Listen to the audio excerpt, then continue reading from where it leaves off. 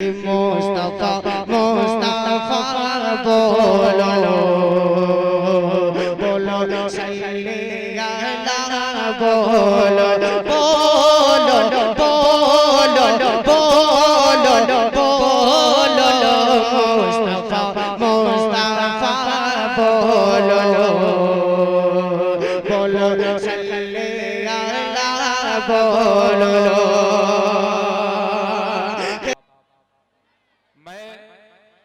Programme کو مزید آگے بڑھانے سے پہلے صدارت کا انتخاب کرنے کی سعادت حاصل کر رہا ہوں.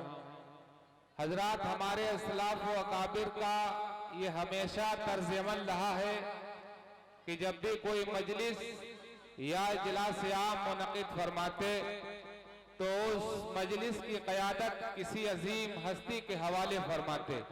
لہذا اس روایت کو برقرار رکھتے ہوئے آج کے عظیم الشان جلسے کی صدارت ایسی شخصیت کی جانب منسوب کرنا چاہتے ہیں جس نے اپنے کردار و عمل کے حوالے سے ہمیشہ اللہ کی مخلوق کو فیضیاب فرمایا ہے. میری مراد ہے حضرت مولانا عثمان غنی صاحب، امام و خطیب مسجد اسلام گنج پہانوی.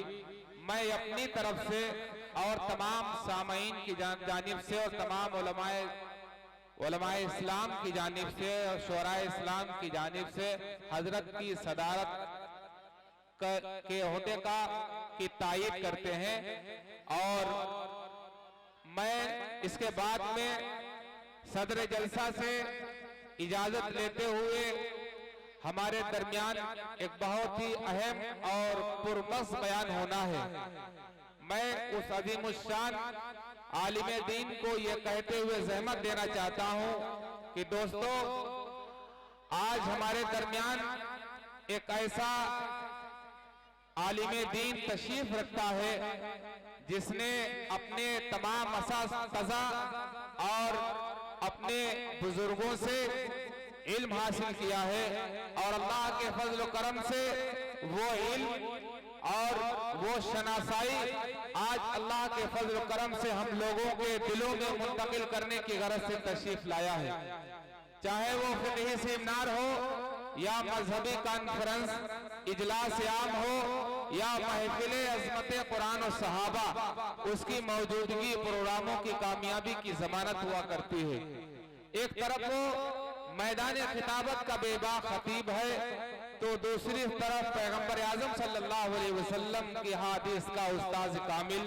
اس طرح کی جامع خوبیوں پر فائز ہونا میں سمجھتا ہوں یہ فضل خداوندی ہے. نہ افضل بولتا ہے نہ کمتر بولتا ہے، نہ افضل بولتا ہے نہ کمتر بولتا ہے، خدا کا حکم ہو چاہے تو پتھر بولتا ہے.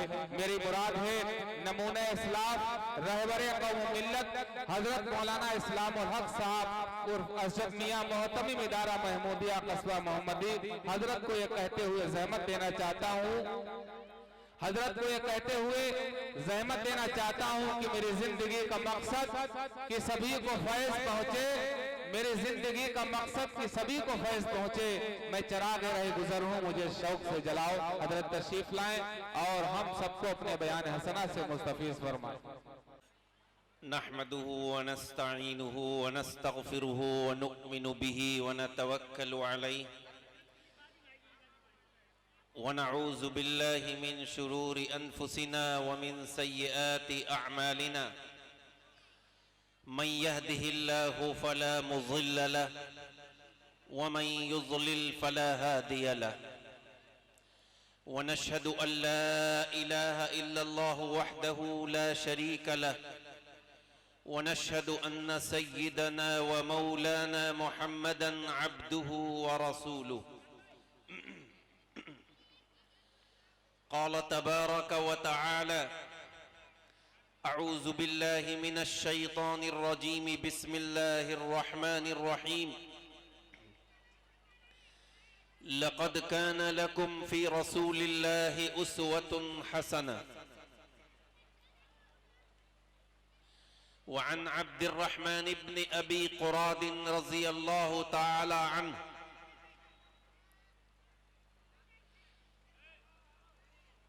وقال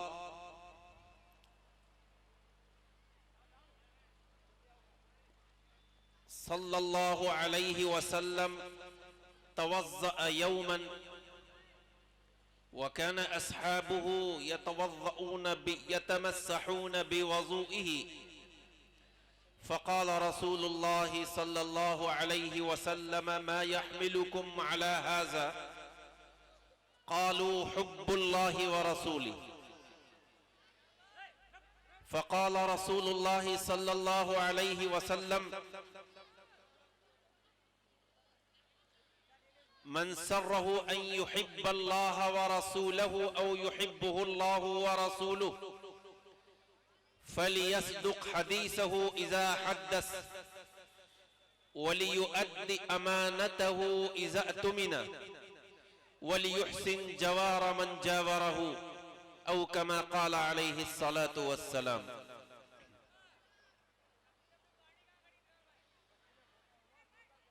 آج کے اس عظیم الشان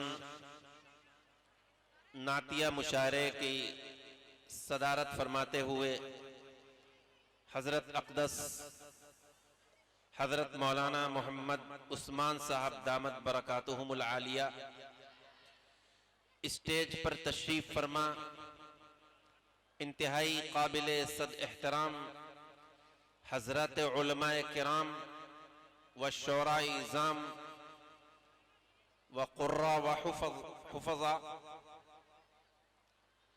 ہمارے دینی ایمانی اور بھائیوں پس پردہ ہماری مستورات، بات شروع کرنے سے پہلے ایک بات عرض کر دوں کہ یہ محفل میں آپ حضرات کس مقصد سے تشریف لائے ہیں. ظاہر ہے آپ کا مقصد اپنے گھر کو چھوڑ کر رات کے اس وقت میں صرف اور صرف یہی ہے کہ حضور اقدس صلی اللہ علیہ وسلم کی شان اقدس میں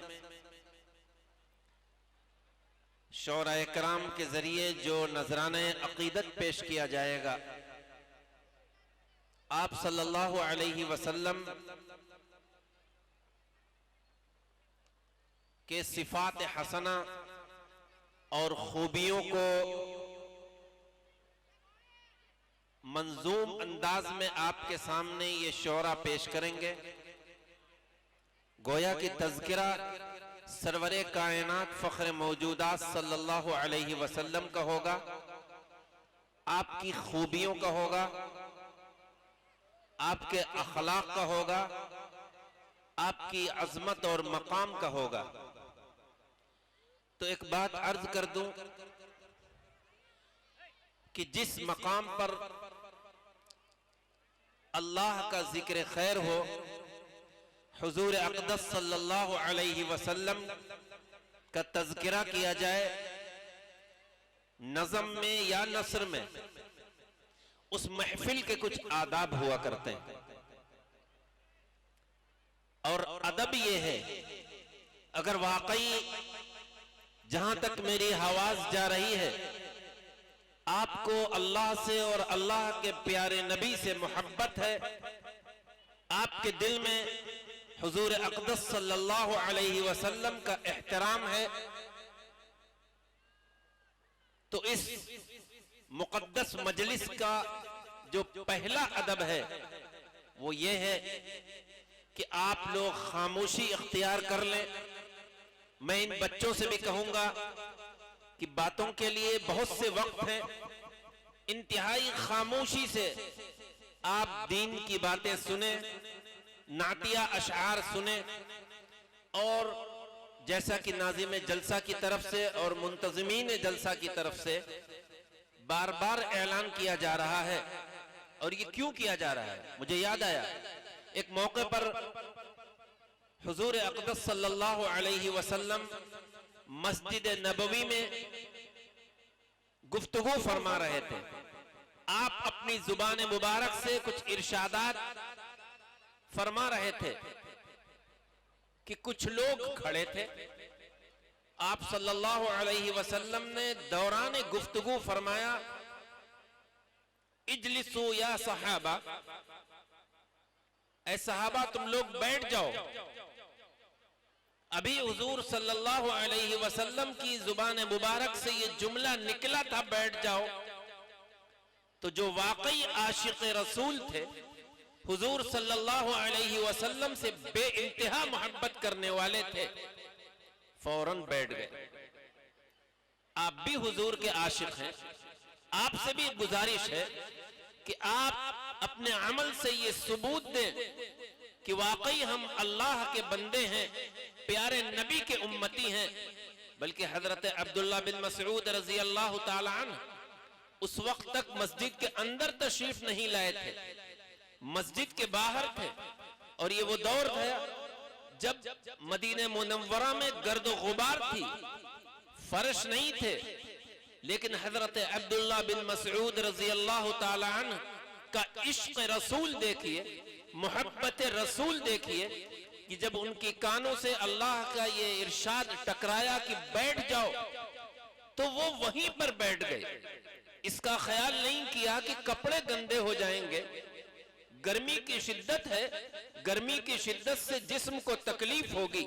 किसी ने पूछा कि भाई तुम तो यहीं पर बैठ गए, क्या बात इरशाद फरमाई कि अल्लाह के प्यारे नबी की जुबान मुबारक से ये जुमला निकला बैठ जाओ, तो अब्दुल्ला बिन मसऊद रजी अल्लाह ताला अन्हु की ये हिम्मत और जुर्रत नहीं थी कि एक कदम आगे बढ़ा देता।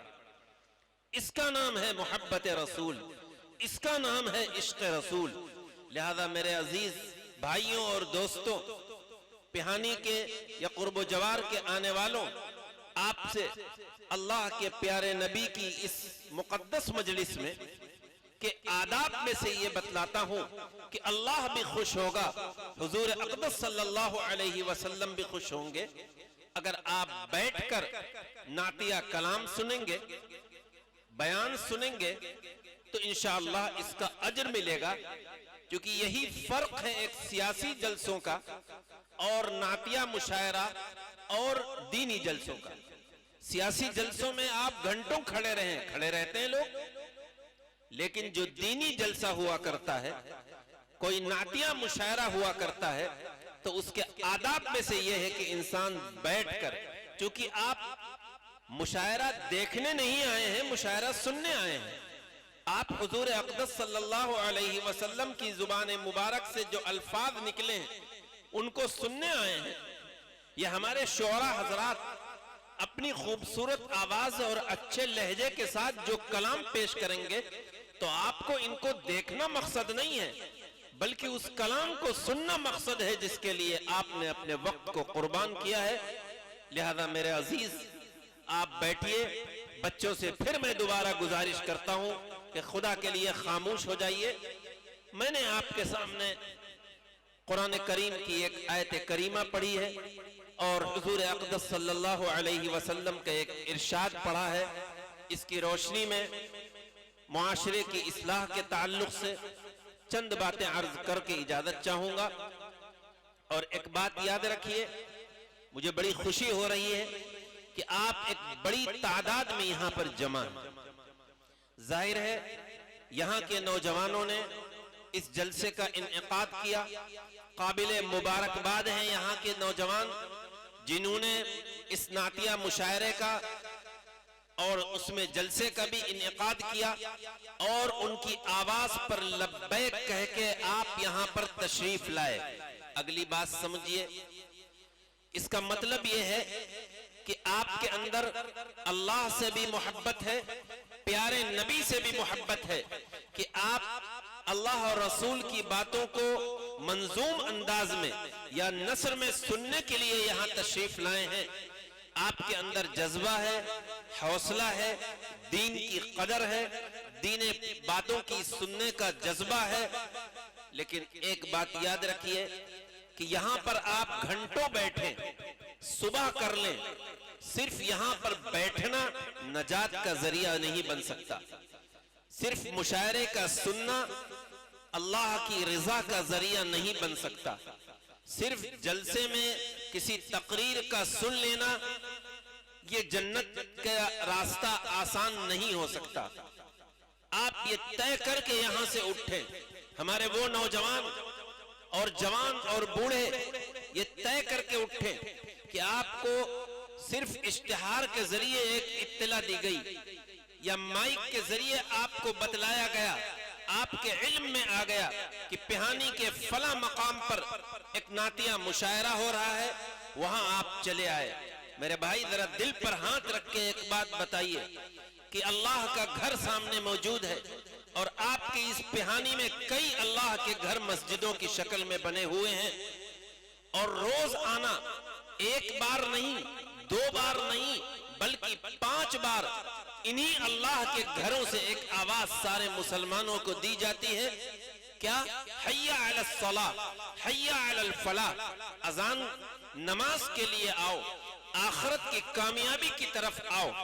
اللہ کی بڑائی بیان کی جاتی ہے، اللہ اکبر، اللہ کی پیارے نبی کی رسالت کا تذکرہ کیا جاتا ہے، اشہد ان لا الہ الا اللہ، اللہ کے معبود ہونے کا تذکرہ کیا جاتا ہے۔ بتائیے ایک بڑی تعداد یہاں پر بیٹھی ہے، آپ ایک آواز پر یہاں تو جمع ہو گئے، آپ ارادہ کریے کہ جس طرح ہم ایک آواز پر صرف اشتہار میں نعتیہ مشاعرے کو پڑھ کر یا ہم مشاعرے کی معلومات مجھے معلوم ہوا اس میں یہاں جمع ہو گئے، 5 مرتبہ مسجد کا منادی جب آپ کو بلاتا ہے تو بلانے پر اسی جذبے کے ساتھ، اسی حوصلے کے ساتھ، اسی طلب کے ساتھ ہم اللہ کے گھر میں بھی اسی طرح جمع ہوں گے نا انشاءاللہ۔ بھائی آپ نے جلسے کا پنڈال جس طرح بھرا ہے، یہاں سے یہ فیصلہ لے کر ہمارے نوجوان اٹھیں اور یہ وعدہ کریں، پختہ ارادہ کریں، اللہ سے دعا کریں کہ آج ہم نے جلسے کا یا نعتیہ مشاعرے کا جس طرح یہ پنڈال بھرا ہے، اسی طرح ہم اللہ کے گھر کو روز آنا 5 مرتبہ بھریں گے نا انشاءاللہ۔ صرف جمعے کا دن نہیں کہ جمعے کے دن آپ تشریف لے گئے نہا دھو کر اور کپڑے پہن کر، یاد رکھیے جس اہتمام سے آپ جمعے کی نماز پڑھنے جاتے ہیں، عید کی نماز پڑھنے جاتے ہیں، میں اپنی ماں بہنوں سے بھی یہ بات کہوں گا اور آپ کے ذمہ داروں سے بھی یہ بات کہوں گا، جس اہتمام کو سے آپ اپنے لخت جگر، اپنے نور نظر، اپنی ان امانتوں کو جو بیٹوں کی شکل میں ہے، آپ جس اہتمام سے جمعے کے دن ان کو اللہ کے گھر میں بھیجتے ہیں، اس سے کہیں زیادہ اہتمام سے 5 وقت بھیجا کریے تو یقیناً اللہ راضی ہوگا، کیونکہ نماز ایک اہم فریضہ ہے۔ یاد رکھیے بڑے بڑے جلسوں میں ہزاروں کا مجمع ہے، لیکن ہزاروں کا مجمع یہ جلسے کی کامیابی کی دلیل نہیں ہے، مائک کا اچھا ہونا یہ جلسے کی کامیابی کی ضمانت نہیں ہے، لائٹنگ کا اچھا ہونا یہ کسی جلسے کی کامیابی کی ضمانت نہیں ہے، بلکہ جلسے کی کامیابی یا نعتیہ مشاعرے میں مشاعرے کی کامیابی کا انحصار اس بات پر ہے کہ جو بات یہاں پر کہی گئی ہے، جس پیارے نبی کی عظمت آپ کے دل میں ہے، اس کے کلام کو سننے آپ آئے ہیں، اسی پیارے نبی پر ایک تحفہ اس کو نماز کی شکل میں دیا گیا تھا معراج میں، آج اس تحفے کی ناقدری ہم کر رہے ہیں۔ تو بتائیے کیا صرف نعت کا سننا، تقریر کا سننا نجات دلائے گا؟ ہرگز نہیں۔ آپ طے کر کے یہاں سے ہمارے نوجوان اٹھے، رمضان کا انتظار مت کریے، شب برات کا انتظار مت کریے، کسی مصیبت کے آنے کا انتظار مت کریے، کسی کے انتقال کا انتظار مت کریے کہ جنازے کی نماز، بلکہ یہ سوچئے کہ جو چیز ہم پر فرض ہے اور کمپلسری ہے وہ عبادتوں میں سب سے اہم عبادت نماز ہے۔ شیطان کا سب سے زیادہ حملہ اگر کسی عبادت پر ہوتا ہے ہمارے نوجوانوں پر تو وہ نماز کو لے کر ہوتا ہے۔ ہم رمضان کے روزے بھی رکھ لیتے ہیں، سالانہ زکوٰۃ بھی ادا کر دیتے ہیں، اللہ توفیق دیتا ہے تو حج اور عمرہ بھی کر لیتے ہیں، لیکن اللہ معاف فرمائے ایک بڑی تعداد ایسی ہے جو اللہ کے گھر پر حاضر نہیں ہوتی، صرف رمضان کے مبارک مہینے میں حاضر ہو جاتی ہے۔ میں نماز کے تعلق سے یہ پیغام دینا چاہتا ہوں کہ یاد رکھیے آپ اپنے کسی رشتہ دار اور عزیز کے یہاں روز جا رہے ہوں اور اس کے بعد کچھ دن نہ جائیں تو آپ کا رشتہ دار پریشان ہوگا کہ آخر کیا بات ہے، یہ ہمارا رشتہ دار، یہ ہمارا دوست نے ہمارے یہاں آنا جانا کیوں چھوڑ دیا، کیا اس کو ہم سے کوئی شکایت ہے؟ کیا ہم نے اس کی ضیافت میں مہمان نوازی میں کوئی کمی کی ہے؟ آپ کو بھی فکر ہوگی کہ آخر یہ کیوں نہیں جا رہا، آ رہا ہے۔ آپ اس کے گھر جائیں گے، اس کو فون کریں گے، اس کی خیریت معلوم کریں گے۔ بالکل یہ انسانی فطرت ہے۔ اب آپ آئیے، مسجدیں اللہ کا گھر ہے، مسجدیں اللہ کا گھر ہیں۔ ہم ان مسجدوں کو رمضان کے مبارک مہینے میں آباد کرتے ہیں۔ ایک مہینہ ایک وقت کی نماز بھی ہماری قضا نہیں ہوتی، اگر ہوتی ہے تو ہم روتے ہیں، پریشان ہوتے ہیں۔ میرے بھائی، اس گھر کو جب آپ مہینہ بھر آباد کرتے ہیں اور اس کے بعد آپ اس کو چھوڑتے ہیں تو جس کا وہ گھر ہے، جس نے نماز کو فرض کیا ہے، اللہ رب ذوالجلال کیا یہ نہیں سوچ سکتا کہ آخر میرا بندہ میرے گھر کیوں نہیں آ رہا ہے؟ اگر آج آپ کو ڈی ایم یاد کرے، کپتان یاد کرے، کہیں کا کوئی ایم پی اور ایم ایل اے یاد کرے، آپ اپنے سارے کاموں کو آگے پیچھے کر کر فوراً جائیں گے، 10 لوگوں سے بتائیں گے کہ آج ہم کو ڈی ایم نے یاد کیا ہے، آج ہم کو فلاں تحصیلدار سے ملنا ہے، فلاں ہمیں ایم پی ودھائک سے ملنا ہے۔ میرے بھائی بتائیے کہ ڈی ایم کی، ان ایم پی اور ایم ایل ایز کی کیا حیثیت ہے اللہ رب ذوالجلال کے سامنے؟ وہ بادشاہ ہے، وقت دنیا کا بادشاہ ہے۔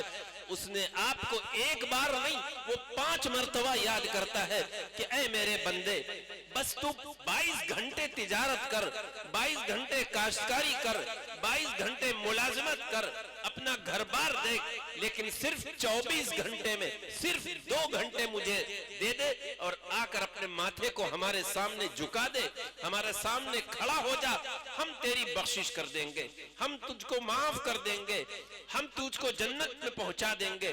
لیکن ہم کو توفیق نہیں ہوتی۔ اس لیے میں آپ سے کہنا چاہتا ہوں، یاد رکھیے حضور صلی اللہ علیہ وسلم جس دن دنیا سے تشریف لے جا رہے ہیں، پیر کا دن ہے، 12 ربیع الاول ہے، صبح فجر کی نماز کے وقت آپ چونکہ بیمار تھے، فجر کی نماز کے وقت کچھ افاقہ محسوس ہوا۔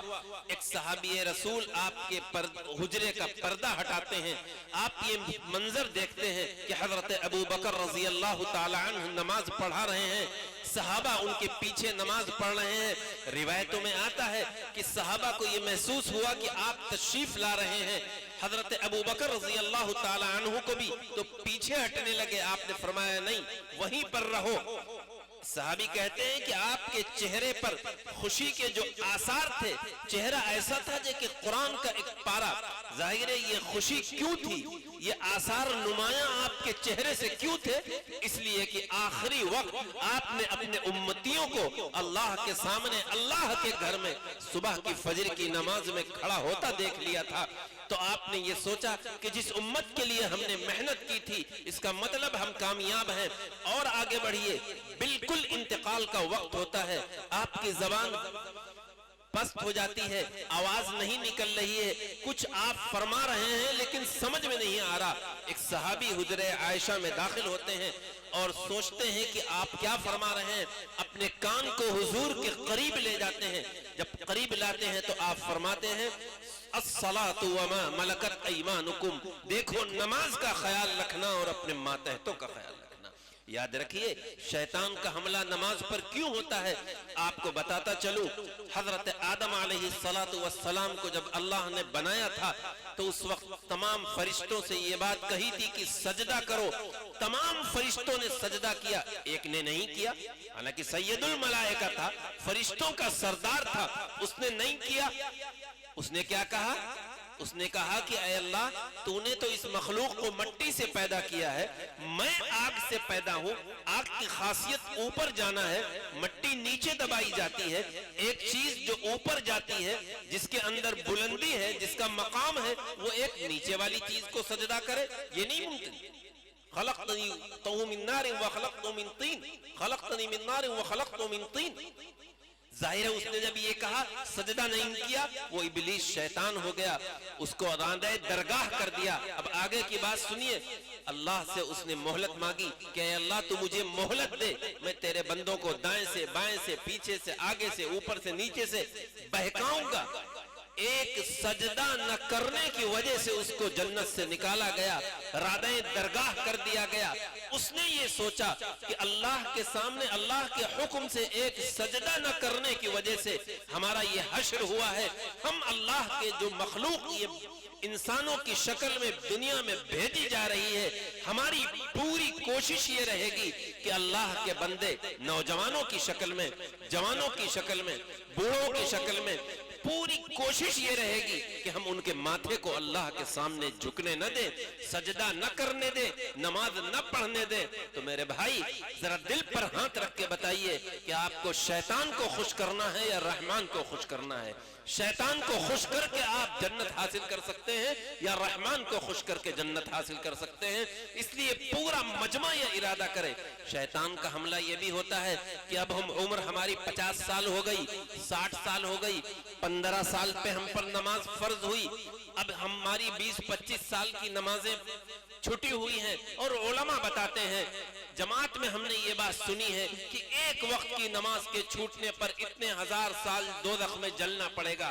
تو سزا تو بھگتنی ہے، ایک وقت کی نماز چھوڑنے پر جب ہمیں یہ عذاب ہوگا تو کوئی بات نہیں، اب تو اتنے سالوں کی چھوٹ گئی، لاؤ اور عذاب میں مبتلا ہو جائے، کیا فرق پڑتا ہے؟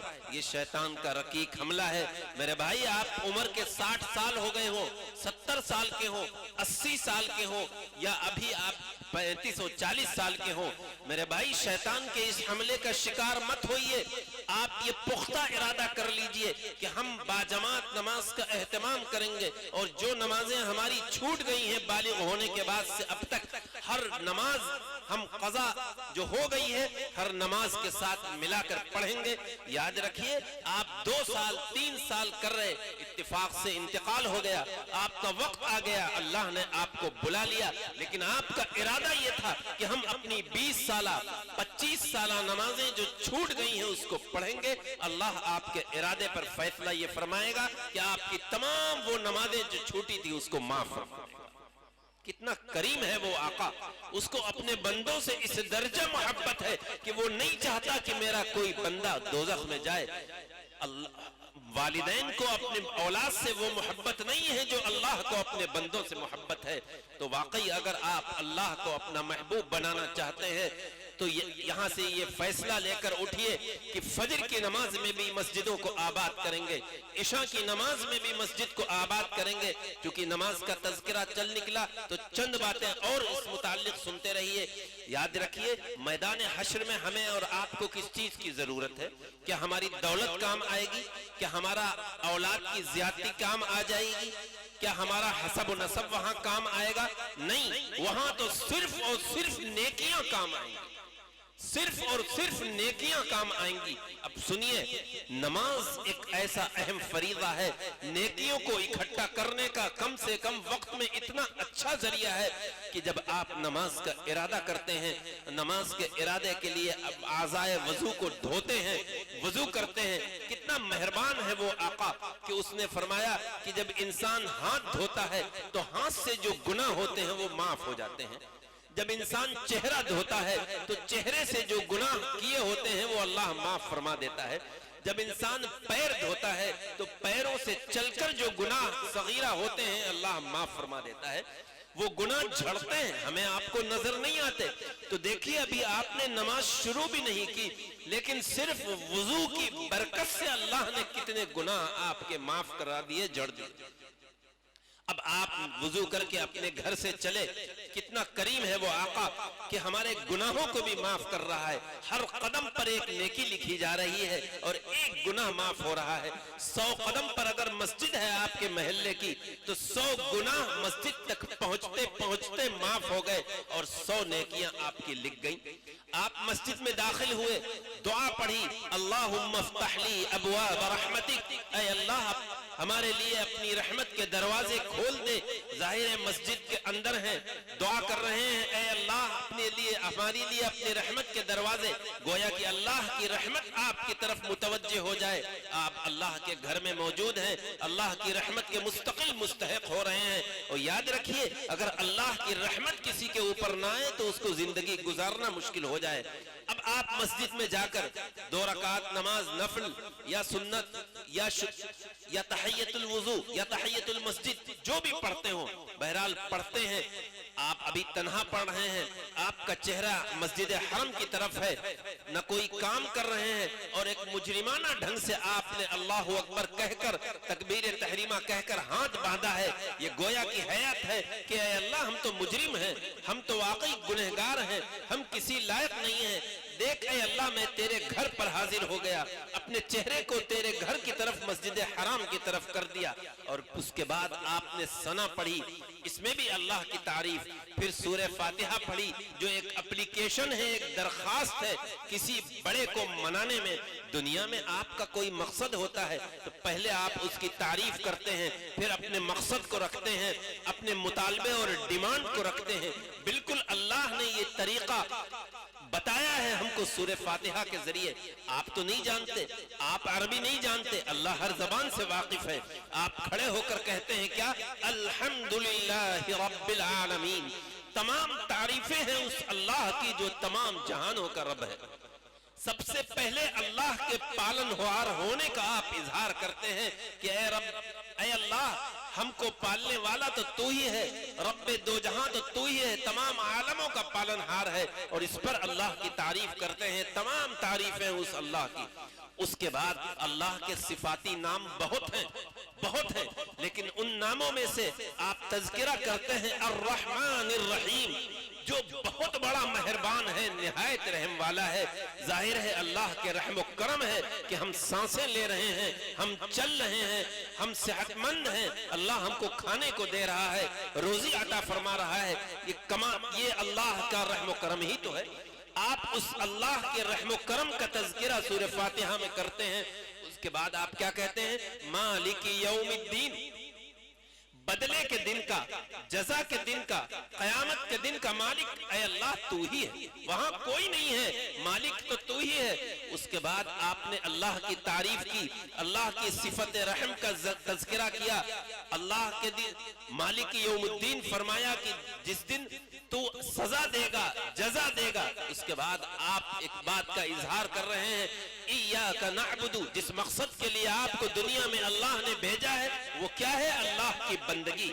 आप खड़े हैं हाथ बांधे हुए और कह रहे हैं इय्याका नअबुदु व इय्याका नस्तईन, ऐ अल्लाह मैं तन्हा नहीं। उलमा तशरीफ फरमा है आप वाहिद मुतकल्लिम नहीं, जमा सिंगुलर नहीं, प्लूरल इस्तेमाल कर रहे हैं। अल्लाह हम तेरी ही बंदगी करते हैं, तू मेरा माबूद बरहक है, हम तेरे बंदे हैं और हम तन्हा नहीं कर रहा हूँ, दुनिया में लाखों करोड़ों लोग तेरी बंदगी करते हैं। और ऐ अल्लाह अगर मुझे मदद की जरूरत होती है तो हम तुझसे मांगते हैं, हम किसी मजार पर नहीं जाते, किसी कब्र पर नहीं जाते, किसी के सामने नहीं, बल्कि ऐ अल्लाह तू ही हमारा मददगार है। अपनी बंदगी का इजहार इय्याका नअबुदु से कर रहे हैं, अपनी इस्तिआनत के तलब का इजहार इय्याका नस्तईन से कर रहे हैं। अब आते हैं आप अपने मकसद के लिए। अब जरा गौर फरमाइए, अल्लाह का घर है, आपका चेहरा खाने काबा की तरफ है और उसके बाद आप दुआ मांग रहे हैं इहदिनस सिरातल मुस्तकीम, ऐ अल्लाह हमको सीधा रास्ता दिखला दे। क्या वो दुआ कबूल नहीं होगी? यानी जन्नत का रास्ता दिखला दे, दोज़ख के रास्ते से हमारी हिफाजत फरमा, हमको नेक अमल की तौफीक अता फरमा दे, गुनाहों से बचने की तौफीक अता फरमा दे। या आप किस तरह इहदिनस सिरातल मुस्तकीम, ऐ अल्लाह हमको तू सीधा रास्ता दिखला दे। क्या दुआ की कबूलियत में जर्रा बराबर कोई कमी रह जाएगी? मस्जिद अल्लाह का घर है, आपका चेहरा खाने काबा की तरफ है, एक मुजरिमाना ढंग से हाथ बांधे खड़े हैं और कह रहे इहदिनस सिरातल मुस्तकीम, ऐ अल्लाह सीधा रास्ता दिखा दे, उन लोगों का रास्ता जिन पर तूने इनाम और इकराम किया। और ऐ अल्लाह गैरिल मग़दूबि अलैहिम वलद्दाल्लीन, उन लोगों का रास्ता जो राह रास्त से हट गए, गुमराह हो गए, उनसे हमारी हिफाजत फरमा। उनका रास्ता नहीं बल्कि हमको वो रास्ता दिखला, उन लोगों का रास्ता जिन पर तूने इनाम और इकराम किया, दुनिया में भी और आखिरत में भी करेगा। ये सूरह फातिहा एप्लीकेशन है। फिर आप कोई सूरत मिलाते हैं। हदीस में आता है कि एक कुरान के हरफ के पढ़ने पर 10 नेकियां मिल गई। आपने अल्हम्दु से लेकर वलद्दाल्लीन तक हजारों नेकियां कमा ली, कोई सूरत मिलाई और हजारों कमा ली। उसके बाद आप अल्लाहु अकबर कहते हुए झुकते हैं। अल्लाह को आजिज़ी और इनकिसारी बहुत ज्यादा पसंद है। آپ تھوڑا جھکتے ہیں اور سبحان ربی العظیم کہتے ہیں، گویا کہ آپ عاجزی اور انکساری کر رہے ہیں کہ اے اللہ میں تو کچھ نہیں ہوں، کسی لائق نہیں ہوں، میں تیرے سامنے جھکا ہوں، اور جھک کر کہتے ہیں میرا پاک ہے میرا رب جو بہت بلند ہے، یعنی اللہ کی پاکی کا تذکرہ کرتے ہیں۔ حدیث میں آتا ہے کہ ایک مرتبہ سبحان اللہ کہنے سے اللہ جنت میں ایک درخت لگا دیتا ہے۔ آپ کم از کم 3 بار تو کہتے ہی ہوں گے، اس کے بعد آپ کھڑے ہوتے ہیں، کیا کہتے ہیں؟ ربنا لک الحمد سمع اللہ لمن حمدہ، ربنا لک الحمد۔ سن لی اللہ نے اس کی بات، جس نے اللہ کی تعریف کی، گویا کہ اللہ کی آپ نے تعریف کی تو آپ اس بات کی شہادت دے رہے ہیں کہ اللہ تو سمیع بھی ہے، تو نے میری بات سن لی، اور اے رب تیرے ہی لیے تعریفیں ہیں۔ پھر تو اس کے بعد عاجزی اور انکساری کی ساری حدیں آپ ختم کر دیتے ہیں۔ آپ نے برادران وطن کو دیکھا ہوگا کہ جب کوئی بہت بڑا ہوتا ہے تو اس کے سامنے تھوڑا جھکتے ہیں، کوئی بہت بڑا کسی کو گرو مانتے ہیں تو اپنے ماتھے کو اس کے پیروں پر رکھ دیتے ہیں، گویا کہ ہمارے نزدیک تمہاری ایک عزت اور مقام ہے۔ بالکل یہی حال ہمارا اور آپ کا ہے کہ ہم سر جس کا مقام سب سے زیادہ ہے، اس پیشانی کو سجدے میں رکھتے ہیں، جھکاتے ہیں، اور یہ بات کہتے ہیں سبحان ربی الاعلی، پاک ہے میرا رب جو بہت بلند ہے۔ گویا کہ عاجزی اور انکساری کی ساری حدیں آپ نے ختم کر دی، اور اس پیشانی کو اللہ کے سامنے جھکا کر اللہ کی تعریف بیان کی۔ ایک روایت ملتی ہے کہ ایسے موقع پر اللہ تبارک و تعالی آسمان کے فرشتوں سے یہ کہتا ہے کہ اے فرشتوں تم گواہ رہنا، دیکھو یہ میرا بندہ اپنے تمام کاموں کو چھوڑ کر اس نے عاجزی اور انکساری کی کیا حد ہے کہ یہ آ کر میرے سامنے جھکا ہے، اور جھکا ہی نہیں ہے، اپنے ماتھے کو زمین پر رکھ کر کہہ رہا ہے، میری تعریف کر رہا ہے، تم گواہ رہنا کہ اس کے میں نے تمام گناہ صغیرہ معاف فرما دیے۔ میرے بھائی یہ ہے نماز، اس لیے آج طے کریے کہ ہمیں میدان نہ معلوم کس وقت موت آ جائے، جب وہاں مخصوص ترازو ہوگا تو وہاں تو ایک ایک نیکی کے لیے انسان ترسے گا، ایک نیکی کوئی کسی کو دینے کے لیے تیار نہیں ہوگا۔ اس لیے موت سے پہلے اس وقت کی تیاری کریے، اور اس کی تیاری کا سب سے بنیادی کام نماز کا اہتمام ہے، باجماعت نماز کا اہتمام ہے۔ باجماعت چھوٹ جائے، دکان پر پڑھ لیجئے، گھر پر پڑھ لیجئے، وقت کے اندر پڑھ لیجئے، لیکن کوشش کریے یہاں سے کہ جس طرح ہم جمعے کی نماز اہتمام سے پڑھتے ہیں، رمضان کے مہینے کے تمام نمازیں اہتمام سے پڑھتے ہیں، اسی طرح یاد رکھیے رمضان سے نماز کا کوئی تعلق نہیں ہے۔ رمضان میں نماز فرض نہیں ہوئی، رمضان میں ہر عبادت کا ثواب بڑھا دیا جاتا ہے بس، ورنہ جس طرح رمضان میں نماز فرض ہے۔ ایک اور حدیث یاد آئی، اللہ کے پیارے نبی نے فرمایا کہ جس جگہ پر کھڑے ہو کر انسان نماز پڑھتا ہے وہ جگہ آج خاموش ہے، چاہے وہ آپ کی دکان کا حصہ ہو یا مکان کے اندر کا حصہ ہو یا مسجد کا حصہ ہو، میدان حشر میں اللہ عز و جل اس جگہ کو بولنے کی طاقت عطا فرمائے گا۔ جس جگہ پر آپ نے نمازیں پڑھی ہوں گی، میدان حشر میں وہ جگہ آپ کے حق میں گواہی دے گی کہ اے اللہ اس نے تو تیرے سامنے میرے اوپر کھڑے ہو کر سجدے کیے ہیں، میرے اوپر کھڑے ہو کر تیرے کلام پاک کی تلاوت کی ہے، اے اللہ تو اس کو دوزخ کے انگاروں سے بچا لے اور اس کو جنت میں داخل کر دے۔ آپ دنیا کی ایک مثال دے کر بات سمجھانا چاہ رہا ہوں، اگر آپ کے اوپر کوئی مقدمہ ہو، ایک گواہ آپ کے حق میں ہو، 11 گواہ آپ کے خلاف ہو، آپ کی ڈیٹ لگی ہو، تاریخ لگی ہو، جج کے سامنے آپ کو پیش ہونا ہو، اب جج یہ کہے گا کہ اے مجرم یہ بتا کہ ایک گواہ صرف تیرے حق میں ہے، 11 گواہ تیرے خلاف ہیں، اس کا مطلب ہے کہ تو بہت بڑا مجرم ہے، تو اس کو تو جیل میں جانا ہی ہے، تیری کوئی بخشش نہیں ہے، تجھے یہ سزا ملنی ہی ملنی ہے۔ ظاہر ہے 11 گواہ تمہارے خلاف گواہی دے رہے ہیں، 11 گواہ تمہارے حق میں دیتے تو کچھ سمجھ میں آتا، لیکن 11 تمہارے خلاف ہیں، اس کا مطلب تم واقعی مجرم ہو۔ اب سنیے اللہ کی بھی عدالت ہوگی، اللہ کو فیصلہ کرنا ہوگا۔ ایک مہینہ رمضان میں آپ نے نماز کا اہتمام کیا، ایک مہینے کی گواہی آپ کے حق میں وہ جگہ چاہے مسجد کی ہو، چاہے آپ کی دکان کی ہو یا گھر کی ہو، پلاٹ کی ہو، آپ کے حق میں گواہی دے گی. لیکن 11 مہینے سوائے جمعے کو چھوڑ کر 11 مہینے کی وہ زمین آپ کے خلاف گواہی دے گی. بتائیے اللہ کو کیا فیصلہ کرنا چاہیے؟ وہ تو ظاہر ہے رب ذوالجلال ہے، مالک دو جہاں ہے. کیا وہ یہ نہیں کہہ سکتا کہ اے میرے بندے تو نے جمعے کی نماز کا بڑا اہتمام کیا ہے، اے میرے بندے تو نے رمضان کے مہینے کا بڑا اہتمام کیا ہے، لیکن یہ جگہ دیکھ تیرے خلاف 11 مہینوں کی گواہی دے رہی ہے، تو اس کا مطلب یہ ہے کہ تو بڑا مجرم ہے. اللہ کے پیارے نبی نے فرمایا کہ جو لوگ نماز کی پابندی نہیں کرتے، من لم یحافظ الصلاۃ، یہ نہیں فرمایا من لم یصلی الصلاۃ، من لم یؤدی الصلاۃ، پڑھتے نہیں پابندی نہیں کرتے، ایک پڑھی دو نہیں پڑھی، 3 پڑھی ایک چھوڑ دی، جس کو ہم کہتے ہیں گنڈے دار نماز پڑھتے ہیں، ان کے بارے میں اللہ کے پیارے نبی فرماتے ہیں کہ جو لوگ نماز کا اہتمام نہیں کرتے، سن لو ہمارے نوجوانوں جو صرف رمضان کے نمازی ہو، جمعے کے نمازی ہو، جو لوگ نماز کا اہتمام نہیں کرتے، پابندی نہیں کرتے، ان کا حشر شداد، حامان اور فرعون کے ساتھ. یعنی فرعون جس نے خدائی دعویٰ کیا تھا، شداد جس نے جنت دنیا میں بنائی تھی، ان کفار کے ساتھ دوزخ میں حشر ہوگا ان لوگوں کا جو ہو سکتا ہے نماز پڑھتے ہوں لیکن پابندی نہیں کرتے ہوں. ذرا اندازہ لگائیے ان حضرات کا جو کبھی مسجد میں جاتے ہی نہیں، ان کا کیا حشر ہوگا.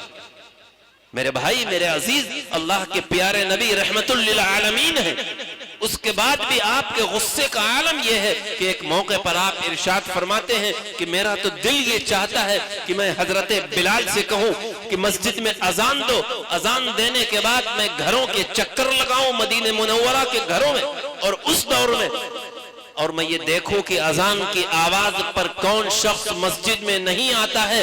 میرا دل یہ چاہتا ہے کہ میں ایسے گھروں میں آگ لگا دوں. خدا کی قسم اگر مجھے بچوں کا، عورتوں کا، بیماروں کا خطرہ نہ ہوتا تو میں ایسا کر گزرتا. یہ رحمت للعالمین اتنا غصہ ہے کہ مسجد میں اللہ کی منادی کی آواز پر نہیں آ رہا انسان تو اس کے گھروں میں آگ لگانے کے لیے تیار ہے. کون؟ جو رحمت للعالمین ہے، جن کو غصہ نہیں آتا، جن کے اوپر مظالم ڈھائے گئے غصہ نہیں کیا، لیکن ایک اہم ترین عبادت کے چھوڑنے پر اتنا غصہ ہے. اس لیے میرے بھائی، میرے عزیز، میرے نوجوانوں، اپنے دل پر یہ بات بٹھا لو، اپنے دماغوں میں یہ بات بٹھا لو، یہاں سے یہ پیغام لے کر جاؤ کہ آج ہم نے یہ بات سن لی ہے، ہم رمضان کی طرح روز آنا باجماعت نماز کا اہتمام کریں گے نا انشاءاللہ؟ جی کریں گے. اگر اب واقعی مسلمان ہیں تو یاد رکھیے کہ اسلام اور کفر کا فرق اگر کوئی چیز ہے تو وہ نماز میں ہے. اگر نماز ہم نے نہیں پڑھی تو ہمارا صرف مسلمانوں جیسا نام رکھنا کافی نہیں، چند تیوہار ادا کرنا کافی نہیں. جس طرح آپ نے یہ پنڈال بھرا ہے اسی طرح مسجد بھی بھریے گا تو انشاءاللہ آپ دنیا میں بھی سرخرو ہوں گے، آخرت میں بھی سرخرو ہوں گے. یہ نماز سے متعلق کچھ باتیں میں نے آپ کے سامنے عرض کر دی، چونکہ دیکھ رہا ہوں آج کل بڑا افسوس ہوتا ہے کہ فجر کی نماز میں مجمع سردیوں میں کم، عشاء کی نماز میں کم، بڑے بوڑھے چلے گئے. میں ان بڑے بوڑھوں سے بھی یہ گزارش کرنا چاہتا ہوں کہ آپ اپنے اولاد آپ کی امانت ہے، آپ اس اولاد کی امانت کی فکر اس طرح کریے کہ اس کو نماز میں لائیے. ظاہر ہے میں نے ایک قرآن کی آیت پڑھی تھی، اس میں یہی ہے کہ تم سب کے لیے اللہ کے رسول میں عمدہ نمونہ ہے. آئیڈیل ہم اللہ کے پیارے نبی کو نماز میں بھی بنائیں، آئیڈیل ہم اللہ کے پیارے نبی کو روزے میں بھی بنائیں، حج اور زکوٰۃ میں بھی بنائیں. لیکن جب یہ کہا گیا تم سب کے لیے تو آئیڈیل حضور اقدس صلی اللہ علیہ وسلم شادی میں بھی ہے، آئیڈیل اللہ کے پیارے رسول غم کے موقع پر بھی ہیں، آئیڈیل اللہ کے پیارے رسول تجارت میں بھی ہیں، آئیڈیل اللہ کے پیارے رسول لین دین اور معاملات میں بھی ہیں. آج جب ہم نے حضور کو اپنا نمونہ بنا لیا، اور یہ کام تو اللہ نے بڑا آسان فرما دیا، اگر ہم کو پر چھوڑ دیا جاتا کہ ہم اپنے طور پر کسی کو اپنا آئیڈیل بنائیں تو جیسے ہمارا نوجوان کسی کرکٹر کو بناتا ہے، کسی فلم اسٹار کو بناتا ہے، اس کی طرح بال رکھتا ہے، اس کی طرح کپڑا پہنتا ہے، جو یقیناً صحیح نہیں ہے. تو میرے لیے مشکل ہے. اللہ نے آسان فرما دیا کہ تم سب کے لیے, علماء کے لیے بھی, دعوت و تبلیغ والوں کے لیے بھی, ایک عام انسانوں کے لیے بھی, جاہل کے لیے بھی, پڑھے لکھے کے لیے بھی, مردوں کے لیے بھی, عورتوں کے لیے بھی اللہ کے پیارے رسول میں آئیڈیل ہے.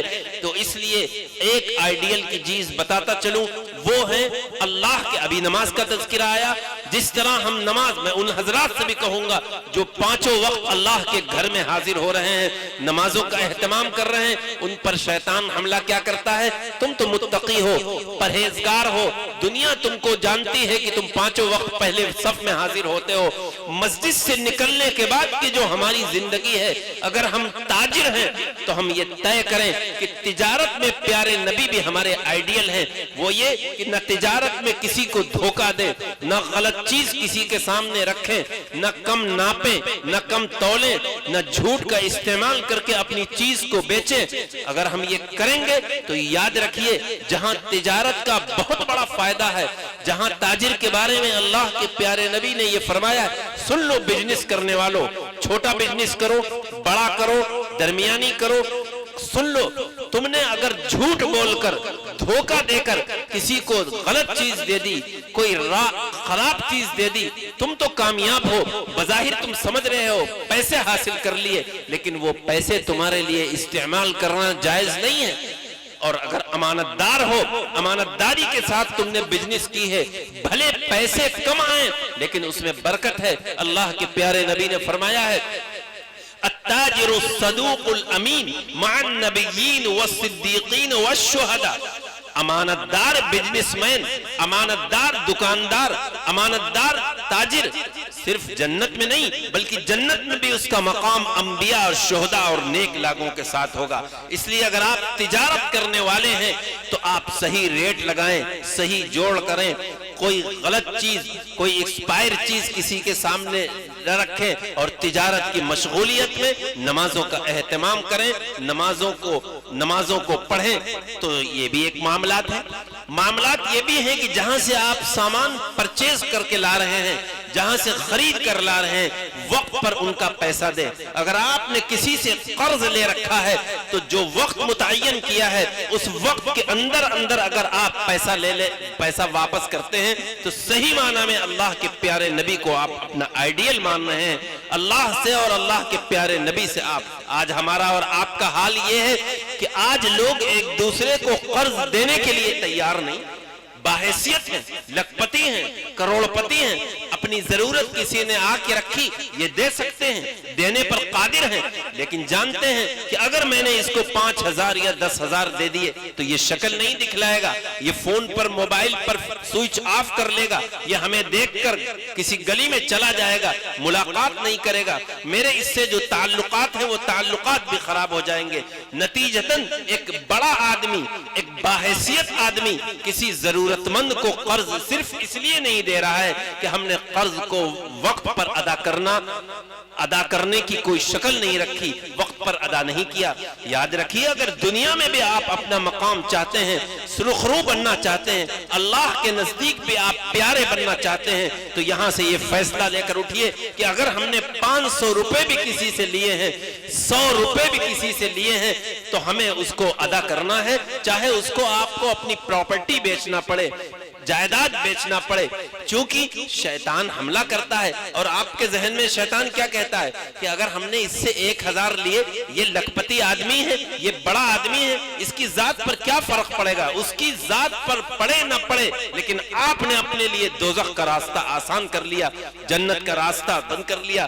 صرف نماز پڑھ لینا کافی نہیں ہوگا ان لوگوں کے لیے جو صرف نمازی ہیں, ان کے لیے جو بظاہر متقی اور پرہیزگار ہیں, ان کا چہرے پر داڑھی بھی ہے, ٹوپی بھی ہے, کرتا پیجامہ ہے, رومال ہے, سب کچھ وہ وضاقتہ ہے جو ایک دینی انسان کی ہوتی ہے, لیکن اگر وہ معاملات کے اچھے نہیں ہیں, لین دین میں صحیح نہیں ہیں, تو یاد رکھیے, مجھے حضرت عمر فاروق رضی اللہ تعالیٰ عنہ کی ایک بات یاد آ رہی ہے. اس موقع پر ایک شخص نے امیر المؤمنین کے سامنے کسی کی تعریف کی کہ اے امیر المؤمنین, یہ بہت اچھا ہے. پوچھا کیوں؟ کہا یہ نمازیں بہت پڑھتا ہے, قرآن کی تلاوت بہت کرتا ہے, ذکر و اذکار بہت کرتا ہے. کہا اچھا, کیا بات فرمائی ہے, نوٹ کرنے کی ہے, دماغوں میں بٹھالنے کی ہے. فرمایا کسی کے اس کے ساتھ کبھی سفر کر کے دیکھا؟ اس سے کبھی تمہارا لین دین ہوا؟ کہا نہیں۔ پھر کہا پھر کیوں تعریف کرتے ہو؟ اس دور کا متقی اور پرہیزگار وہ شخص ہے جو لین دین میں اچھا ہو۔ حضرت شاہ وسیع اللہ رحمۃ اللہ علیہ بہت بڑے بزرگ گزرے ہیں، ان کے ملفوظات میں کہیں دیکھا تھا کہ انہوں نے فرمایا کہ کسی کی دینداری اس کی نمازوں میں مت دیکھو، کسی کی دینداری اس کے روزہ زکوٰۃ اور حج میں مت دیکھو، بلکہ دینداری اس کے لین دین اور معاملات میں دیکھو۔ اگر کوئی لین دین اور معاملات کا اچھا ہے تو یاد رکھو وہ اس دور کا سب سے بڑا ظاہر ہے کسی کا پیسہ ہڑپ کر لینا حرام ہے۔ ایک موقع پر اللہ کے پیارے نبی نے ایک عبادت گزار کی تعریف کی ہے۔ اگر میں آپ سے یہ سوال کروں کہ بتاؤ، اتنا بڑا مجمع، کہ بتاؤ سب سے بڑا عبادت گزار کہیں گے، آپ کہیں گے مولانا یہ تو بہت آسان جواب ہے، عبادت گزار وہ ہے جو ہر وقت عبادت کرتا رہتا ہو، تسبیحات پڑھتا رہتا ہو، قرآن کی تلاوت نہیں۔ لیکن اللہ کے پیارے نبی نے کیا تعریف کی ہے؟ آپ نے فرمایا اتق المحارم تکن اعبد الناس، جن چیزوں کو اللہ نے حرام کیا ہے ان چیزوں سے اپنے آپ کو بچا لو، دنیا کے سب سے بڑے عبادت گزار کہلاؤ گے۔ تو اگر واقعی آپ عبادت گزار بننا چاہتے ہیں، اللہ کے نیک بندے بننا چاہتے ہیں، تو آپ دیکھیں کہ کسی کا بقایا تو آپ پر نہیں ہے۔ یہ نہیں کہ جب آپ حج کو جا رہے ہیں تبھی آپ سوچیں، نہیں، اگر اس حال میں دنیا سے رخصت ہو گئے، کسی کا قرض رہ گیا، تو مجھے ایک حدیث یاد آئی، میدان حشر قائم ہوگا، نفسی نفسی کا عالم ہوگا، سورج سوائے نیزے پر ہوگا۔ ایک موقع پر اللہ کے پیارے نبی میں مسجد نبوی میں فرمایا تھا، ایک سوال کیا تھا صحابہ سے کہ بتاؤ کنگال کسے کہتے ہیں؟ میں آپ سے یہ سوال کرتا ہوں کہ بتاؤ اے بہانی کے رہنے والوں، کنگال کسے کہتے ہیں؟ آپ کا جواب ہوگا کہ مولانا کنگال وہ ہے جس کے پاس روپیہ پیسہ نہیں۔ یہی جواب صحابہ نے دیا تھا۔ حضور صلی اللہ علیہ وسلم نے فرمایا یقیناً تم نے اپنی عقل کے اعتبار سے تو صحیح جواب دیا کہ کنگال وہ ہے جس کے پاس درہم و دینار نہیں۔ اس دور میں درہم و دینار چلا کرتے تھے، لیکن سن لو کہ کنگال کون ہے، اور آپ بھی سن لیں، پیارے نبی کا ارشاد ہے، بیان کرنے والا یہ حقیر ہے۔ اللہ کے پیارے نبی نے فرمایا کہ میدان حشر قائم ہوگا، اللہ کی عدالت ہوگی، سورج سوا و نیزے پر ہوگا، نفسی نفسی کا عالم ہوگا، کوئی کسی کا پرسان حال نہیں ہوگا۔ ایسے موقع پر اللہ کے سامنے ایک ایسا شخص حاضر ہوگا جس نے دنیا میں بڑی نیکیاں کی ہوں گی، بہت عبادت کی ہوگی، بہت روزے رکھے ہوں گے، بہت قرآن کی تلاوت کی ہوگی، رو رو کر گر گڑا کر اللہ سے معافی مانگی ہوگی۔ وہ یہ تو سمجھے گا کہ ہم ایک نیکیوں کا انبار لے کر حاضر ہوئے ہیں، ہمیں جنت میں جانے سے کون روکے گا؟ لیکن اللہ اس سے کہے گا کہ اے میرے بندے، تو نے یقیناً میرے حقوق ادا کیے، تو نے نمازیں بھی پڑھی، زکوٰۃ بھی دی، حج ایک نہیں کئی کئی کیے، عمرے بھی کیے، ساری اچھی عبادتیں کی، لیکن دیکھ یہ میرا بندہ آ گیا، تو نے اس کے دنیا میں پیسے نہیں دیے۔ یہ دیکھ دوسرا آ گیا، تو نے اس کا حق لے لیا۔ دیکھ یہ تیری بھائی آ گیا، تو نے اپنے بھائی کا حق نہیں دیا۔ دیکھ یہ تیری بہن آ گئی جس کی شادی ہوگی، اس کو تو نے وراثت میں حصہ نہیں دیا۔ یہ مفہوم میں ادا کر رہا ہوں اس حدیث کا۔ سارے حقوق والے وہاں پر جمع ہو جائیں گے۔ اب ظاہر ہے میرے بھائی، نہ میرے پاس کسی بینک کی چیک بک ہوگی کہ ہم کاٹ کر دے دیں، نہ زمین کے کاغذات ہوں گے کہ دنیا میں اگر ہم نے کسی کی زمین ہڑپ کی ہے، اپنی زمین میں، اپنے مکان میں، اپنے پلاٹ میں، اپنی دکان میں شامل کی ہے اور کسی کے پیسے لیے ہیں، وہاں کہاں سے دیں گے؟ نہ کیش ہوگا، نہ چیک ہوگا، نہ بینک ہوگا۔ یقیناً ہماری وہ نیکیاں ہوں گی جو ہم نے دنیا میں کی ہوں گی۔ اللہ عز و جل ہماری وہ تمام نیکیاں جو ہم نے اس مختصر سے زندگی میں یا جو بھی اللہ نے عمر دی ہے، وہ تمام نیکیاں اللہ اس شخص کو دے گا جس نے دنیا میں صرف فرائض ادا کیے، لیکن دنیا میں کسی کا حق نہیں مارا، کسی کی حق تلفی نہیں کی، کسی کے ساتھ کو ناجائز دبایا نہیں، کسی کی ایک انچ زمین نہیں لی۔ اللہ تبارک و تعالی ہماری نیکیاں اس کو دے دے گا۔ ہم نیکیاں لے جانے کے باوجود کنگال ہو گئے۔ ظاہر ہے جب کنگال ہو گئے، ہمارے پاس نیکیاں نہیں بچی، تو وہاں کا تو سرمایہ نیکیاں ہی ہے۔ یقین نتیجتاً بایاں ہاتھ میں ہم کو نامہ اعمال دے دیا جائے گا، اور اس کے بعد ہم ہم کو دوزخ کا پروانہ دے دیا جائے گا. ہم نیکیاں لے کر پہنچے ہیں اور دوزخ کا پروانہ مل رہا ہے. میرے بھائی بڑا ڈرنے کا مقام ہے, بڑا سوچنے کا مقام ہے, بڑی اس بات کو کی فکر کرنے کا مقام ہے کہ اگر ہم نے دنیا میں کسی کے حقوق نہیں ادا کیے تو یاد رکھو وہ دنیا والا ڈیمانڈ مطالبہ کرے نہ کرے. آج ایک بڑا مجمع ہے, ذرا دل پر ہاتھ رکھ کے بتائیے اور تنہائی میں جا کر غور کریے کہ آپ کی وہ بہنیں, آپ کی وہ بیٹیاں جن کا نکاح ہو جاتا ہے وہ اپنی سسرال چلی جاتی ہیں, لیکن باپ کے انتقال کے بعد کیا بڑے بھائی کو یہ توفیق ہوتی ہے کہ وہ اپنی ان بہنوں کو بھی اس مکان میں, اس پراپرٹی میں, اس کیش میں جو باپ چھوڑ کر مرا ہے اس میں حصہ ان کا بھی ہے. یاد رکھیے آپ نے 10 لاکھ کا جہیز دیا ہو, 20 لاکھ کا جہیز دیا ہو, لیکن وہ لڑکی جو اب اپنی سسرال میں ہے اس کا شوہر بھی مزے میں ہے, اس کو کوئی کمی نہیں, لیکن اس مکان میں, اس دکان میں, اس پلاٹ میں یا جو باپ چھوڑ کر پیسہ مرا ہے اس میں اس کا بھی حصہ ہے. علماء سے معلوم کریں, آپ پہانی والوں مولانا عثمان صاحب تشریف فرمائیں, ان سے معلوم کریں کہ کتنا حصہ بیٹی کا ہے, کتنا بیٹے کا ہے. اور اگر ہم نہیں دے رہے ہیں تو اللہ کی پکڑ سے ہم بچ نہیں سکتے.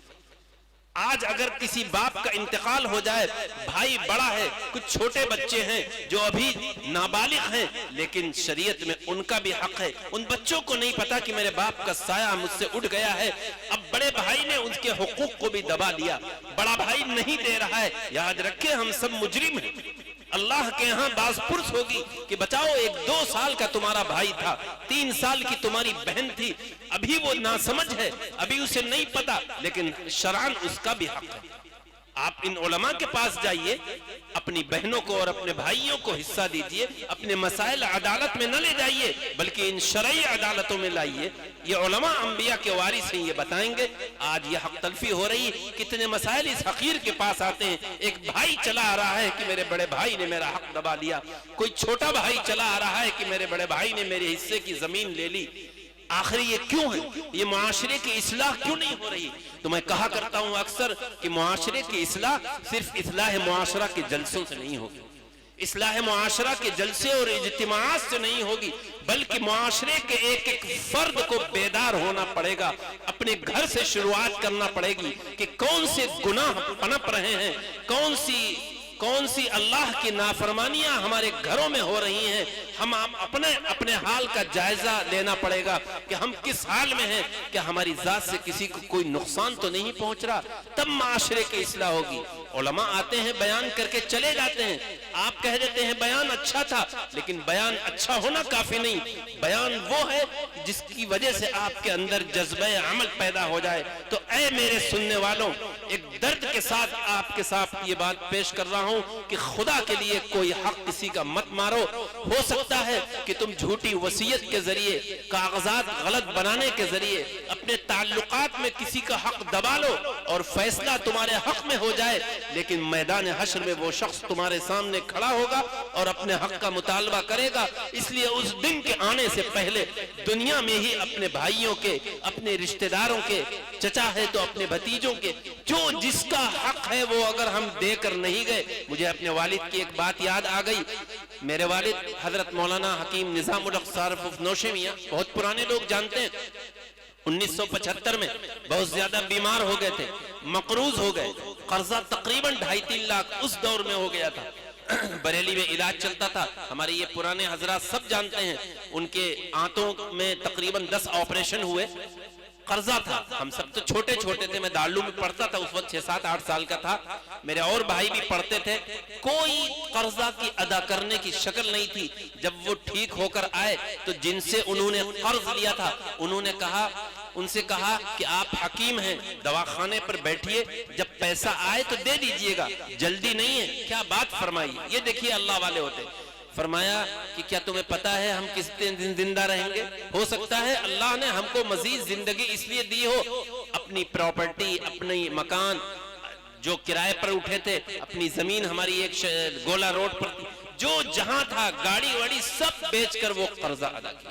2008 میں انتقال ہوا ہے تو ایک پیسہ بھی کسی کا ان پر نہیں تھا, بلکہ ان کے پیسے دوسروں پر تھے. اگر آپ قرض کے ارادہ کر لیں, اللہ کا خوف اپنے اندر پیدا کر کے قرض کی ادائیگی کی فکر کر لیں تو وَمَن يَتَّقِ اللَّهَ يَجْعَلْ لَهُ مَخْرَجًا، جو شخص اللہ سے ڈرتا ہے اور ڈرتا اور خوف زدہ ہو کر قرض ادا کرتا ہے، اللہ تعالیٰ اس کے لیے راستے نکال دیتا ہے، توفیق فرما دیتا ہے، آپ کی تجارت میں برکت ہوگی۔ لہذا میرے بھائی، نمازوں کے ساتھ، ان نیکیوں کے ساتھ اللہ کے بندوں کے جو حقوق ہیں اس کے ادائیگی کی فکر کریے، جائیے اس کے سامنے کہیے کہ بھائی یہ تمہارا حق تھا، تم یہ لے لو، کہیں ایسا نہ ہو اس کی وجہ سے مجھے اللہ کی پکڑ نہ ہو جائے، اللہ کے ہاں پکڑ نہ ہو جائے، اور اللہ کی پکڑ تو بعد قبر میں ما دینک تمہارا طریقہ زندگی کیا تھا، کیسے ہم جواب دے دیں گے دین الاسلام؟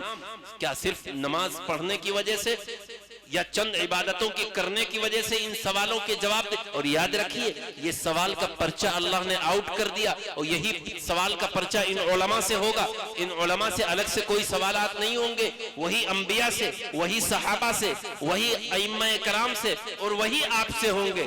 ہائی اسکول کا پرچہ آؤٹ ہو جائے تو بچے خوش ہوتے ہیں، انٹر کا پرچہ اگر آؤٹ ہو جائے تو بچے خوش ہیں کہ چلو پرچہ معلوم ہو گیا، اللہ نے قبر کا پرچہ آؤٹ کر دیا۔ تینوں سوال کا، تمہارا رب کون ہے، تمہارا پالنہار کون ہے، تمہارا دین کیا ہے، اور حضور کے بارے میں تمہارا کیا خیال ہے، اس کی تیاری کے لیے اللہ نے ہمیں اور آپ کو موقع دیا ہے۔ اسی لیے اصلاح معاشرہ کے یہ جلسے ہوتے ہیں، علماء میں جمعے میں بیان کرتے ہیں، نہ معلوم کس وقت موت آ جائے، کس وقت ہمیں اس دنیا جہاں کو چھوڑ کر جانا پڑ جائے، اس موت سے پہلے ہم اپنے اس قبر کے اس گڑھے پر جانے کی تیاری کر لیں، جو بظاہر تو ایک چھوٹا سا گڑھا ہے۔ جب آپ اپنے مردے کو اس میں دفن کرتے ہیں تو صرف مردے کے قد کے برابر وہ گڑھا محسوس ہوتا ہے، لیکن اس کے بارے میں پیارے نبی نے فرمایا ہے القبر روضۃ من ریاض الجنہ وحفرۃ من حفر النار۔ یہ بظاہر جو ایک چھوٹا سا گڑھا معلوم ہوتا ہے، اگر دنیا میں آپ نے اچھے عمل کیے ہیں، اللہ کو راضی کیا ہے، اپنے بھائی بہنوں کے حقوق ادا کیے ہیں، اللہ کی عبادت کے ساتھ اللہ کے بندوں کے حقوق ادا کیے ہیں، تو یہ آپ کے لیے جنت کا باغیچہ بن جائے گا۔ ورنہ اگر دنیا میں رہ کر آپ نے حق تلفی کی ہے، عبادتیں نہیں کی ہیں، اللہ کو ناراض کیا ہے، تو یہ دوزخ کے گڑھوں میں سے ایک گڑھا بن جائے گا۔ اب فیصلہ آپ کو کرنا ہے کہ یہ قبر کو آپ کو جنت کا باغیچہ بنانا ہے یا دوزخ کا گڑھا بنانا ہے۔ ظاہر ہے قیامت جب آئے گی، لیکن جب جوان یہاں سے جا رہا ہے تو یہی اس کی قیامت ہے، وہی اس کا فیصلہ ہے۔ اس قبر کی تیاری کے لیے اللہ نے ہمیں اور آپ کو یہ موقع دیا ہے، اس کو غنیمت جانیے قبل اس کے کہ اللہ کا بلاوا آ جائے۔ میں نے جو حدیث پڑھی تھی بس اس کا ترجمہ کر کے بات ختم کروں، بات طویل ہو گئی، لیکن دل کی ایک بات تھی جو کہنا تھی۔ حضرت عبد الرحمن بن ابو قراد حضور اقدس صلی اللہ علیہ وسلم کا ایک عمل کا تذکرہ کرتے ہوئے فرماتے ہیں کہ ایک مرتبہ حضور صلی اللہ علیہ وسلم وضو فرما رہے تھے تو وضو کا پانی زمین پر گر رہا تھا۔ ذرا محبت رسول دیکھیے، تو صحابہ آپ کے ارد گرد جمع تھے، وضو کا وہ پانی اپنے ہاتھوں پہ مل رہے تھے، اپنے چہرے پر اور اپنے سر پر مل رہے تھے۔ آپ نے پوچھا ما یحملکم علی ھذا، بھائی یہ عمل تم کیوں کر رہے ہو؟ بھائی یہ تو پانی ہے، گندا ہے، زمین پر گر جانے دو۔ پیر ہم دھو رہے ہیں، ہاتھ دھو رہے ہیں، لیکن صحابہ اپنے ہاتھ کو بڑھا کر اگر چند بوندیں بھی آ گئیں تو اپنے سر پر مل رہے ہیں۔ کیوں؟ اللہ کے پیارے نبی سے محبت تھی، حضور کے جسم مبارک پر جو پانی لگ گیا وہ پانی بھی باعظمت ہو گیا، اس کی بھی وہ قدر ہو گئی کہ وہ اس کو اپنے چہرے پر مل رہے ہیں۔ تو آپ یہ فرما سکتے تھے کہ جب آپ نے پوچھا بھائی یہ کیوں کر رہے ہو، تو صحابہ نے عرض کیا اللہ اور اس کے رسول کی محبت کی وجہ سے۔ آپ یہ فرما سکتے تھے کہ اے صحابہ، اے ہمارے امتیوں، یہ عمل تم جاری رکھنا، جب بھی میں وضو کرنے بیٹھوں تم آ جانا، ہمارا جسم سے لگا ہوا پانی زمین پہ نہ گرنے پائے۔ لیکن آپ نے یہ نہیں فرمایا، آپ نے تین باتیں ارشاد فرمائی، وہی مختصراً عرض کر دوں۔ آپ نے فرمایا جو شخص اس بات سے خوش ہو کہ اللہ اور اس کا رسول اس سے محبت کرے اور وہ اللہ اور اس کے رسول سے محبت کرے تو تین عمل کر لے۔ پہلا عمل محبت رسول پیدا ہوگی، اللہ بھی محبت کرے گا، پیارا نبی بھی محبت کرے گا، گویا کہ بیڑا پار۔ پہلا عمل، جب کوئی بات کرے تو سچ بولے، जब कोई बात करे तो सच बोले, झूठ न बोले। फोन पर बात करे, किसी से वादा करे पैसे देने का, तो सच बोले। आज इतना बड़ा मजमा हमारे सामने है, बताइए कि ये गुनाह कबीरा सुबह से शाम तक हम कितनी बार करते हैं, जबकि अल्लाह ने इस गुनाह को बुत परस्ती के साथ जिक्र किया है। अल्लाह ने फरमाया है फजतनिबु रिज्स मिनल औसानी वजतनिबु कौल अज़्ज़ूर, तुम बुत परस्ती से अपने आप को बचाओ और झूठ से अपने आप को बचाओ। लिहाजा मेरे नौजवानों, जवानों और माए बहनें भी सुन लें कि खुदा के लिए झूठ न बोले, क्योंकि झूठ बोलने से फरिश्ते दूर भागते हैं, गुनाह कबीरा है, अल्लाह नाराज होता है। पहली चीज। दूसरी चीज आपने फरमाई कि जब कोई अमानत रखी जाए तो अमानत में खयानत न करे, अमानतदार को उसकी अमानत वापस दे। आपके पास अमानत में किसी ने रुपया रख दिया, किसी ने जेवर रख दिया, किसी ने कोई कीमती चीज रख दी, आपने बेईन ही वही चीज वापस कर दी। लेकिन अमानत का मफहूम बड़ा वसी है, वक्त बहुत महदूद है। मुख्तसरन चंद बातें सुन लीजिए। ये आंख भी अमानत है, ये कान भी अमानत है, ये जुबान भी अमानत है। इस आंख की अमानतदारी ये है कि ये अल्लाह के कलाम पर इससे देखा जाए, इससे उलमा की जियारत की जाए, इससे अल्लाह वालों की जियारत की जाए, इससे नामहरमों को न देखा जाए, अपने महरम को देखा जाए। ये इस आंख की अमानतदारी है। इस आंख की अमानतदारी ये है कि इससे दीनी किताबों का मुताला किया जाए, फहश चीजें इससे न देखी जाए। इस आंख की अमानतदारी ये है कि मोबाइल के स्क्रीन पर या वैसे कुरान करीम उससे पढ़ा जाए, अच्छी बातें पढ़ी जाएं। स्क्रीन पर कोई गलत चीज, जो फहश चीजें देखी जाती हैं, आज हमारा नौजवान देख रहा है, इसको न देखा जाए। इस कान की अमानतदारी ये है कि इससे कुरान सुना जाए, दीनी बातें सुनी जाएं, इससे गाने न सुने जाएं, फहश चीजें न सुनी जाएं। याद रखिए, लिहाफ के अंदर एयरफोन लगाकर मोबाइल की स्क्रीन को अपने सामने करके आप समझते हैं कि न मेरी माँ देख रही है, न मेरा बाप देख रहा है, न कोई जानने वाला। लेकिन याद रखिए, कोई नहीं देख रहा, अल्लाह आपको देख रहा है। ये किरामन कातिबीन आपके अमल को लिख रहे हैं। मैदान हश्र में ये आंख गवाही देगी, ये कान गवाही देंगे आपके खिलाफ। ये हाथ जिसमें आपने मोबाइल पकड़ रखा है, ये हाथ कहेंगे कि इस मोबाइल की स्क्रीन को ऑन करके इस नौजवान ने ये मनाजिर देखे थे। मेरे भाई, ये अमानत है, औलाद अमानत है। औलाद के साथ अमानतदारी ये है कि इसको कुरान पढ़ाइए, इसकी दीनी तालीम दीजिए, इसको मकातिब में भेजिए, इसको मदरसे में भेजिए। औलाद के साथ अमानतदारी ये है कि आप जिस तरह इसके खाने पीने की फिक्र करते हैं, उसके कपड़ों की फिक्र करते हैं, उसका इलाज और मुआलजे की फिक्र करते हैं, बीमार होने के बाद डॉक्टर के पास ले जाते हैं, उससे ज्यादा फिक्र जरूरत है उसकी आखिरत की। हजरत मौलाना अली मियां रहमतुल्लाह अलैह बड़ी प्यारी बात फरमा गए कि अगर किसी की औलाद बचपने में इंतकाल हो जाए तो ये इतनी बड़े गम और मुसीबत की बात नहीं है, लेकिन औलाद बालिग हो जाए और राह रास्त से हट जाए, गुनाहों में मुब्तला है, ये एक वालिदैन के लिए डूब मरने का और वालिदैन के लिए सोचने का और गम करने का मकाम है। इसलिए औलाद अल्लाह ने जो दी है, इसकी आप अच्छी तरबियत करें, दीनी तरबियत करें, इस पर नजर रखें, इसकी आमदनी पर नजर रखें, इनके कैसे दोस्त हैं उस पर नजर रखें। अगर देर से ये घर पे आ रही है तो आप पूछें कि रात के 12 बजे तुम कहां थे, कहां तुम थे।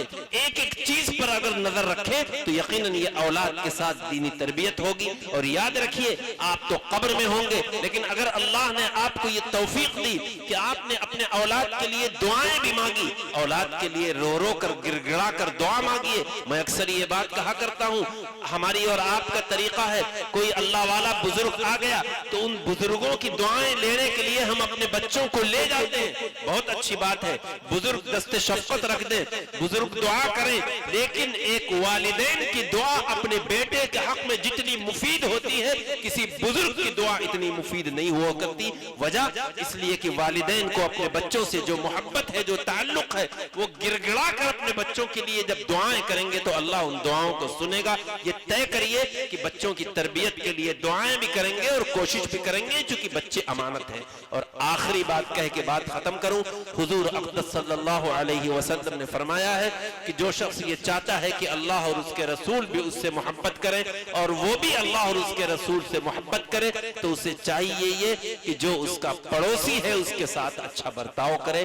مکان کا پڑوسی ہو, دکان کا پڑوسی ہو, گھر کا پڑوسی ہو, پلاٹ کا پڑوسی ہو, محلے کا ہو, مسلمان ہو, غیر مسلم ہو, برادر ہو, دوسرا برادر ہو, آپ کے کسی عمل سے اس کو تکلیف نہیں ہونی چاہیے. آپ پڑوسی کا حق بہت ہے, تفصیل کا موقع نہیں ہے. یہاں تک حق ہے کہ حضور صلی اللہ علیہ وسلم نے فرمایا کہ حضرت جبرائیل علیہ السلام نے تو پڑوسیوں کے جو حقوق بتلائے تو مجھے تو ایسا لگا کہ یہ ہماری وراثت میں بھی حقدار ہوگا. جس چیز سے پڑوسی خوش ہوتا ہے نہ اس کی طرف کوئی پرنالہ کریں, نہ اس کی طرف ونڈو کھولیں, نہ اپنے گھر کا پانی ادھر گرائیں, نہ بلند آواز سے آپ کوئی چیز بجائیں. یاد رکھیے پڑوسیوں کے حقوق, اگر مسلمان ہے تو 3 حق ہیں, مسلم بھی ہے اور آپ کا برادر ہے, مسلمان بھی ہے, پڑوسی بھی ہے اور صاحب ایمان بھی ہے. صاحب ایمان بھی ہے, پڑوسی بھی ہے اور مسلمان بھی ہے. غیر مسلم ہے اس کا بھی حق ہے کہ انسان ہے اور آپ کا پڑوسی ہے. اس لیے میرے بھائی پڑوسیوں کو آپ اچھا کچھ پکے تو ان کو بھیج دے, پڑوسی کوئی اچھی چیز خریدے اس کو مبارکباد دے. اگر اس کے ہاں کسی کا انتقال ہو جائے تعزیت کے لیے جائے, اگر وہ بیمار ہو تو اس کی جا کے مزاج پرسی کریں, اس کو قرض کی ضرورت ہو تو اس کو قرض دے, اس کی مصیبت میں کام آئے. تو لوگ تو ترسیں گے کہ مجھے ایسا پڑوسی مل گیا. کہا جاتا ہے اطلب الجار قبل الدار, مکان لینے سے پہلے پڑوسی دیکھو, ورنہ لوگ یہ جملے کہتے ہیں کہ مولانا کیا بتاؤں میرا پڑوس بہت خراب ہے, میں پڑوسی سے عاجز ہوں, دل یہ چاہتا ہے یہ مکان بیچ کر کہیں اور چلا جاؤں. آپ اپنے بچوں کی یہ تربیت کریں کہ پڑوسیوں کے ساتھ اچھا برتاؤ کرو, اپنے رشتہ داروں کے ساتھ اچھا سلوک کرو, ان کے ساتھ ملو بیٹھو, ان کی اچھی چیزوں میں شریک ہو. وہ کوئی چیز خریدے جا کر مبارکباد دو, وہ کوئی پریشان حال ہو تو ان کی مصیبت کو دور کرو. یہ 3 باتیں اگر ہم اپنی زندگی میں لے آئیں گے تو اللہ بھی آپ سے ناراض ہوگا, اللہ کا پیارا نبی بھی ناراض, اللہ بھی آپ سے راضی رہے گا, اللہ کا پیارا نبی بھی راضی رہے گا. اور اگر یہ 3 عمل ہم نے نہیں کیے, نہ ہم نے اپنی امانتوں کا خیال کیا, نہ ہم نے جھوٹ بولنا چھوڑا, اور نہ پڑوسیوں کی ہم نے ہمدردی کی, نہ پڑوسیوں کی ہم نے حقوق ادا کیے, تو یاد رکھیے اللہ بھی ہم سے ناراض, پیارا نبی بھی ہم سے ناراض, گویا کہ ہم نے اپنی آخرت تباہ کر لی. اللہ تبارک و تعالی ان معروضات پر اس حقیر ناچیز کو بھی جو اللہ نے کہلوائی عمل کرنے کی توفیق عطا فرمائے, اور جن حضرات نے یہ باتیں سنی ان کے اندر بھی جذبہ عمل پیدا فرمائے. وآخر الدعوانا ان الحمد للہ رب العالمین.